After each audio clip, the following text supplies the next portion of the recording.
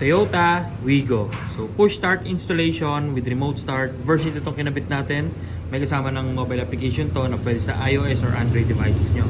So kahit ilang devices pwede, ma-install nyo yung application, tapos lagin nyo lang yung account nyo, magagamit nyo na yung application. So kagandaan nun, if ever mawala kasi itong mga key fobs nyo during the travel, malobat, may backup nyo na pwede nyo pang magamit para mapa-under nyo yung kotse nyo, mag-control nyo yung alarm system nyo, mabuksan nyo.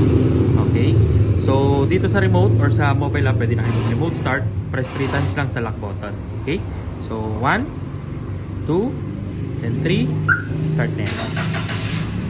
Okay?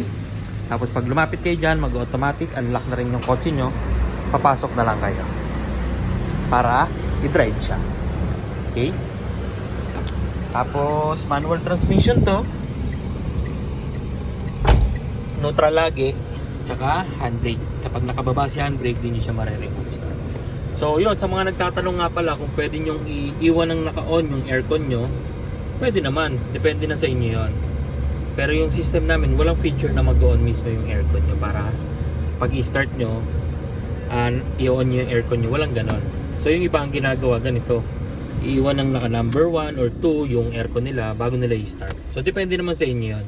Yun nga lang, baka maka-apekto sa car battery nyo or sa aircon system nyo, depende na sa inyo. Okay? Pero yung system naman namin, di naman ma-apektuhan. Okay? So optional yun, and kayo na bahala para pagpasok nyo malamig na. Okay? So kayo na po bahala doon. Tapos yun, ito yung key fob again in alloy case. Ito yung itsura niya, may black na for Toyota.